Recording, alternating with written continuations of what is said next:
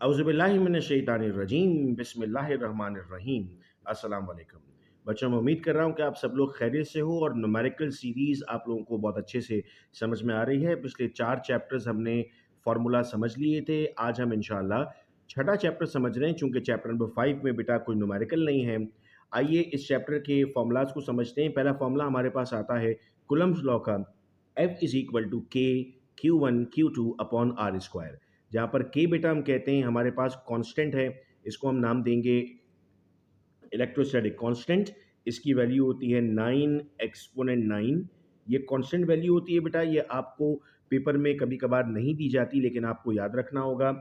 Q1 आपके पास होता है चार्ज ऑफ बॉडी 1, Q2 आपके पास होता है चार्ज ऑफ बॉडी 2, और R यानी रेडियस होता है आपके पास इनके दरमियान में कितना डिफरेंस होगा। हम कहते हैं सर ये फोर्स इन्वर्सली प्रोपोर्शनल होती है रेडियस के और डायरेक्टली प्रोपोर्शनल होती है चार्जेस के।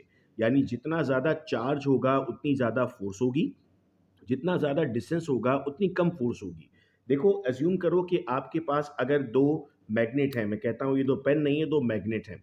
अगर इन दो मैग्नेट्स को मैं जितना नज़दीक लाऊंगा तो इनकी कुव्वत बढ़ेगी, और जितना दूर ले जाऊंगा तो इनकी कुव्वत कम होगी। जब मैं दूर ले जाने की बात कर रहा हूं तो डिस्टेंस बढ़ रहा है ना, और जब मैं नज़दीक लाने की बात कर रहा हूं तो डिस्टेंस कम हो रहा है। आप इसी बात को बेटा जहन में रखते हुए कहते हैं कि हमारे पास ये डायरेक्ट और इनवर्स प्रोपोर्शन होगी। तो फोर्स मालूम करने के न्यूमेरिकल्स मौजूद हैं जिसमें दोनों चार्जेस दिए जाते हैं। आप वैल्यूज पुट करके आंसर ले रहे होते हैं। फिर हमारे पास कुछ न्यूमेरिकल मौजूद हैं बेटा इस फॉर्मूला के। Volt is equal to joule per coulomb. ये बहुत मुमकिन है कि अगर आपको जूल मालूम करना पड़ा तो आप कुलम को वहाँ ले जाकर मल्टीप्लाई कर देंगे, और अगर आपको कुलम मालूम करना हुआ तो कुलम वहाँ चला जाएगा और वोल्ट यहाँ पर आ जाएगा। इसके बाद हम कहते हैं सर अगला हमारे पास फॉर्मूला आता है Q is equal to C V. अब Q is equal to C V से क्या मुराद है सर? Q हमारे पास चार्ज है, C हमारे पास कैपेसिटेंस होती है और V हमारे पास वोल्टेज होता है। फिर फॉर्मूला यूज़ हो रहा है sir I is equal to Q upon T. I क्या चीज़ है सर? आई हमारे पास होता है करंट, क्यू आपके पास है चार्ज और टी आपके पास है टाइम। आपको इनके यूनिट पता होने चाहिए कि सर करंट की अगर हम बात कर रहे हैं तो करंट के लिए हम यूनिट इस्तेमाल करते हैं एम्पियर। क्यू अगर हम बात कर रहे हैं तो उसके लिए हम यूनिट इस्तेमाल करेंगे चार्ज का कुलम, और टी इस्तेमाल कर रहे हैं तो उसके लिए यूनिट होगा सेकंड, चूँकि कभी कभी हमें यूनिट देखकर भी वैल्यूज़ को समझना होता है। फिर इसके बाद ओहम्स लॉ का फॉर्मूला आता है V is equal to I R, जिसमें V बेटा आपके पास वोल्टेज है, I आपके पास करंट है और R आपके पास रेजिस्टेंस है जिसको हम मुज़ाहमत कहते हैं। अब इन न्यूमेरिकल्स में फिर आपके पास कंडीशन आती है बेटा सीरीज़ और पैरेलल की। अगर मैं आपके सामने इनको ड्रॉ करना चाहता हूँ तो जब कभी हमारे पास रेजिस्टर्स इस तरह से लगे हुए होंगे एक ही साथ, तो इनको बेटा हम क्या नाम देंगे? इनको हम नाम देंगे सीरीज़। और अगर रेजिस्टर्स इस तरह लगे होंगे, देख रहे हैं आप लोग,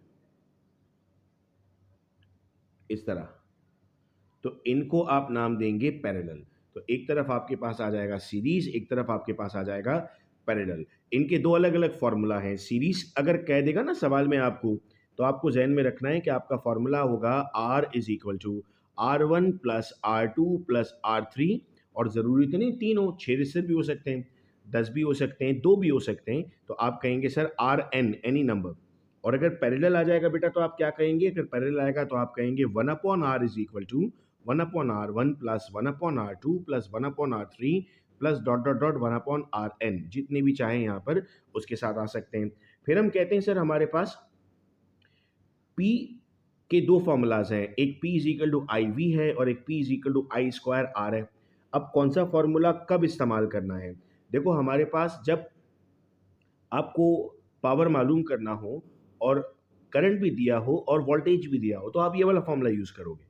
लेकिन अगर आपको पी मालूम करना हो और वोल्टेज ना दिया जाए, वोल्टेज की जगह रेजिस्टेंस दी जाए, तो आप कौन सा फॉर्मूला इस्तेमाल करोगे?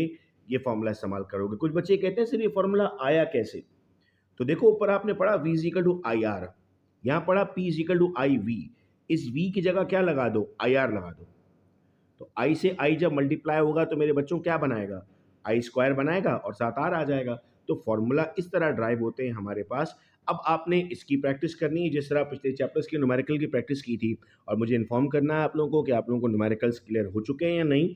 और इंशाल्लाह नेक्स्ट जो वीडियो लेक्चर होगा आप चैप्टर नंबर 7 में और चैप्टर नंबर 8 में, हमारे पास न्यूमेरिकल्स नहीं है, तो इंशाल्लाह नेक्स्ट चैप्टर हमारा चैप्टर नंबर 9 होगा, न्यूक्लियर फिजिक्स।